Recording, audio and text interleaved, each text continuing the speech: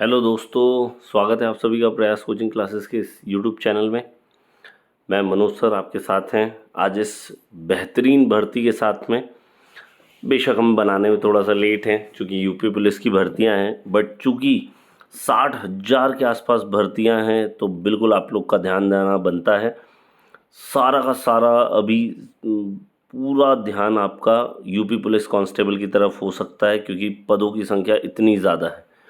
बेशक यूपी में जनसंख्या ज़्यादा है, सभी लोग उस साइड ध्यान बहुत ज़्यादा दे रहे होंगे, लेकिन आप सभी जानते हैं पैरेलली कि यूपी के जो बच्चे हैं अभी पैरेलल एसएससी जीडी की तरफ पूरी ओर ध्यान आकर्षित किए हुए थे। और उसी समय ये यूपी पुलिस की 60,000 भर्तियाँ, जो कि इससे पहले अभी 49,000 सबसे ज़्यादा भर्तियाँ निकली थी, कभी यूपी में भी इतनी भर्तियाँ एक साथ नहीं आई है।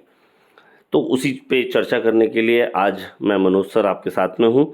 तो चलिए आइए जानते हैं कि क्या क्या बातें हैं, क्यों मध्य प्रदेश के अभ्यर्थियों को इस ओर थोड़ा सा ध्यान देना चाहिए। और ज़रूर आप जनरल कैटेगरी से फाइट करेंगे, लेकिन उसके बावजूद आप यहाँ पे संभावनाएं व्यक्त कर सकते हैं। तो आइए देखते हैं क्यों मैं ऐसी चर्चाएं कर रहा हूँ, आपके सारे सारे सारे डाउट क्लियर हो जाएंगे यहाँ पे। तो सबसे पहली बात करते हैं अपन यूपी पुलिस में जो कांस्टेबल की भर्तियां निकली हुई हैं, ये उनके नोटिफिकेशन से हमने लिया हुआ है। इसको और सरल करने के लिए क्या ग्रेड पे है, कैसी बातें हो रही हैं, क्या चीज़ें आ रही हैं, इससे आप इस चीज़ से समझ सकते हैं। सबसे पहली चीज़ तो आपको समझना है कि OMR बेस्ड एग्ज़ाम होगा, ठीक है। तो चूँकि अब ये उनका कॉन्सेप्ट है खुद का कि शायद ऑफलाइन एग्ज़ाम्स लेने में एक ही दिन में कंडक्ट होता है, बहुत ज़्यादा परेशानियों का सामना नहीं करना पड़ता, सेंटर्स में जो आजकल समस्याएं आ रही हैं उनका सामना नहीं करना पड़ता। जनसंख्या ऑलरेडी यूपी में बहुत ज़्यादा है तो अभ्यर्थी भी निश्चिंत रूप से बहुत ज़्यादा होंगे। तो एक ये बहुत अच्छा प्रश्न वहाँ पर है कि OMR बेस्ड एग्ज़ाम होगा। फरवरी बहुत ज़्यादा संभावनाएं लग रही हैं कि इन्होंने डेट डिक्लेयर नहीं की है, बट 11 फरवरी 12 फरवरी के आसपास एग्ज़ाम होने की संभावनाएं हैं। जीडी कांस्टेबल का 20 फरवरी के आसपास होने की संभावना है। तो दोनों ही एग्ज़ाम लगभग साथ साथ फंसेंगे। तो जल्दी से अपन देखते हैं कि क्या आगे और आपको ध्यान रखना रहेगा। 2 घंटे का एग्ज़ाम है, इंटरव्यू होता नहीं है। ग्रेड पे आप देख ही रहे हैं लगभग 21,000 से 27,000 के आसपास आपकी सैलरी का वो जाएगा। तो आइए फटाफट देखते हैं आगे। आगे अगर हम देखते हैं तो यहाँ पर बहुत ज़्यादा ध्यान रखने वाली बात है कि 27 तारीख से फॉर्म चालू हो चुके हैं। 16 जनवरी इसकी लास्ट डेट है, बिल्कुल 10-12 दिन ही बाकी हैं। बहुत कम संभावनाएं हैं चूँकि 21 दिन ही इन्होंने फॉर्म भरने के लिए दिए हैं। अन्य राज्यों के कंपैरिजन में इतनी ज़्यादा भर्तियों में इतने कम दिन देना थोड़ा सा एक चिंताजनक विषय है, क्योंकि साइट भी अभी प्रॉब्लम करेगी, इतना ओवरलोड हो जाएगा। थोड़ी संभावना है कि शायद 8 दिन वहाँ पे और आपको बच्चों को मिल सकते हैं। 400 रुपये आपके लिए शुल्क होगा। तो इन पे ज़्यादा देर किए बगैर आप फटाफट अपनी पोस्ट को देख लीजिए कि अनारक्षित के लिए क्या है। इसको हम और सरल करने के लिए आपको हम अपनी भाषा में दिखाते हैं कि ये है आपके सामने सरल कि अनरिजर्व्ड की लगभग 24,000 पद हैं, जिसकी मैं बात कर रहा था कि अगर मध्य प्रदेश के अभ्यर्थी भरते भी हैं तो उन्हें जनरल कैटेगरी से फाइट करना पड़ेगा। यूपी वालों के लिए उनको मूल निवासी दिखाना पड़ेगा अपना, और यूपी वाले ज़रूर इस और पोस्ट की ओर ध्यान दे सकते हैं। 16,264 पोस्ट आई हैं ओबीसी की। एससी कैटेगरी की 12,650 पोस्ट हैं। एसटी कैटेगरी की 1,204 पोस्ट हैं। ईडब्ल्यूएस की 6,000 पद हैं। इस प्रकार लगभग कुल पद जो हैं 60,244 आपके सामने हैं।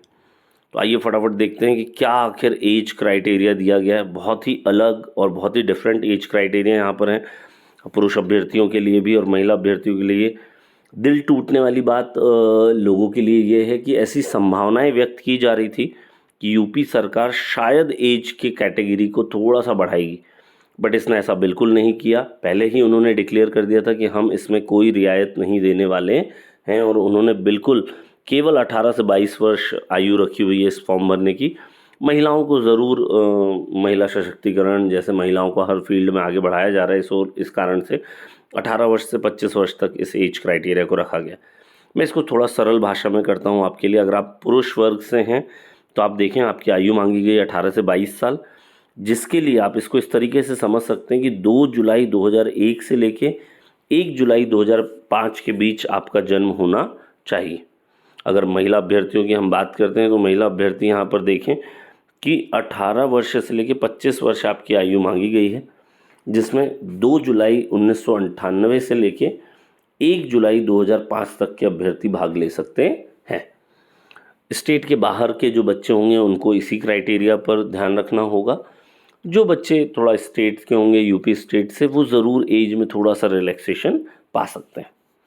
तो आयु सीमा के बाद सबसे बड़ा जो प्रश्न चिन्ह उठता है कि आखिर सर ऐसा क्या होगा, क्या शारीरिक पैमाने होंगे या क्या एग्ज़ाम पैटर्न होगा, तो उन दोनों पे भी अपन चर्चा कर लेते हैं। अन्य राज्यों के विपरीत अगेन, जैसे जब आप दिल्ली पुलिस देने जाते हो तो 170 सेंटीमीटर के साथ आपको वहाँ पे जाना पड़ता है, तो यहाँ पर आपको थोड़ा रिलैक्सेशन मिलेगा, यहाँ पर आपको इतना ज़्यादा क्राइटेरिया नहीं फेस करना पड़ेगा। तो आइए फटाक से इनको थोड़ा और सरल शब्दों में समझने के लिए आप ये इन पे मार्क देख सकते हैं। ये हमने नोटिफिकेशन से ही काउंट किया हुआ है। सीने का मांगा गया है, महिलाओं के लिए वज़न मांगा गया है। तो इसको थोड़ा शॉर्ट आउट करने के लिए आप इसको देख सकते हैं। हमने जब इसको सरल भाषा में किया तो हमने पाया कि हाइट के लिए जो पैमाना रखा गया है वो पुरुष वर्ग के लिए 168 सेंटीमीटर। यहाँ पर एसटी कैटेगरी के बच्चे ज़रूर ध्यान दें, आपको 160 सेंटीमीटर मात्र हाइट का क्राइटेरिया मांगा गया है, जो कि काफ़ी अच्छा है। अगर इसी हाइट के क्राइटेरिया में हम महिलाओं की बात करते हैं तो महिला वर्ग के लिए एसटी, ये जनरल, ओबीसी और एससी कैटेगरी को 152 सेंटीमीटर है ना, लगभग 5 फीट 1 इंच के आसपास। और एसटी कैटेगरी को तो 5 फीट से भी कम, लगभग 147 सेंटीमीटर हाइट मांगी गई है। तो ऐसी बच्चियों को ज़रूर अप्लाई करना चाहिए जिनको एज में भी अच्छा क्राइटेरिया मिला हुआ है और हाइट में भी। तो प्लीज़ यहाँ पर ज़रूर ध्यान दें, चेस्ट की रिक्वायरमेंट महिलाओं के लिए नहीं है। पुरुषों के लिए 74 सेंटीमीटर मांगा गया है, एक्सपेंशन करने के बाद 84 सेंटीमीटर होना चाहिए। एसटी वर्ग को यहाँ पर भी 77 सेंटीमीटर, 2 सेंटीमीटर का दिया गया है फ़ायदा। और सबसे ज़्यादा जो मुझे इसमें पसंद है वो है फिज़िकल पैमाना। जैसे मध्य प्रदेश की हम बात कर रहे हैं, मध्य प्रदेश के बच्चे 3 इवेंट, 5 इवेंट इस टाइप से पार्टिसिपेट कर रहे होते हैं। वहीं यूपी पुलिस में केवल और केवल शारीरिक दौड़ को ही मान्यता दी गई है। तो यहाँ पर आप देखेंगे तो दौड़ के रूप में 4.8 किलोमीटर को 25 सेकंड में पूरा करना होगा, 25 मिनट में, सॉरी। और महिला अभ्यर्थियों के लिए 2.4 किलोमीटर को 14 मिनट में आपको पूरा करना होगा। तो ये बहुत ही गोल्डन अपॉर्चुनिटी है बच्चों के लिए, क्योंकि आप देखेंगे सारी पीएस की भर्तियाँ, सारी की सारी आपकी सिविल पुलिस कांस्टेबल की भर्तियाँ जिनको आपको देना ही चाहिए। ये लिखित परीक्षा का पैटर्न आप देख सकते हैं। इनको हम सरल करने के लिए आपको बताते हैं कि बच्चों का जो पैटर्न आया है वो कुल आपको 150 प्रश्न रहेंगे। हर प्रश्न पर लगभग 300 मार्क्स आपको यहाँ 2 मार्क्स रहेंगे। साथ ही साथ एक यहाँ पे बड़ा प्रश्न मैं आपको बता दूं कि नेगेटिव मार्किंग भी है 2.5, जैसा कि उन्होंने बोला है। तो 2.25 कहने का मतलब 1/4 आपका यहाँ पर क्या है, नेगेटिव मार्किंग होगी, ठीक है, क्योंकि एक प्रश्न यहाँ पर कितने का है, 2 मार्क्स का। जल्दी से अपन पैटर्न को देख लेते हैं। बहुत ही मिला जुला सामान्य सा पैटर्न है। मध्य प्रदेश के अभ्यर्थियों के लिए भी बहुत आसान है, क्योंकि इतना ज़्यादा कुछ जनरल नॉलेज में कुछ प्रश्न जरूर यूपी से रिलेटेड रहेंगे, लेकिन आप देखेंगे कि सामान्य ज्ञान 38 प्रश्न आएंगे, 76 मार्क्स के रहेंगे। सामान्य हिंदी देखिए, बहुत ही अच्छा बात है, यहाँ पर हिंदी को बढ़ावा देते हुए यूपी राज्य ने भी अपने हिंदी के वर्चस्व को बरकरार रखा हुआ है। 37 प्रश्नों का प्रावधान यहाँ पे रखा है, 74 मार्क्स के आएंगे।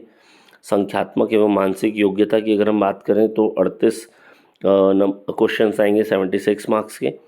और मानसिक अभिरुचि या बुद्धिलब्धि, तार्किक क्षमता, जो रीजनिंग बेस्ड क्वेश्चन आपके हैं उनकी अगर हम बात करें तो वो भी 37 प्रश्नों के रहेंगे। तो 38-37 की कॉम्बिनेशन से ये 150 प्रश्न आपके सामने 4 भागों में रहेंगे, जिसको आपको 150 मिनट के अंदर करना है। तो प्लीज़ बच्चों फटाफट कमर कस लीजिए, बहुत ज़्यादा आवश्यक है आपका इस प्रकार तैयारी करना। और हम बहुत सारी शुभकामनाएं देते हैं आपको। प्रयास कोचिंग क्लासेस लगातार आपके साथ है।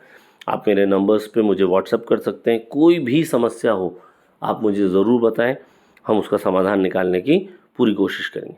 All the best.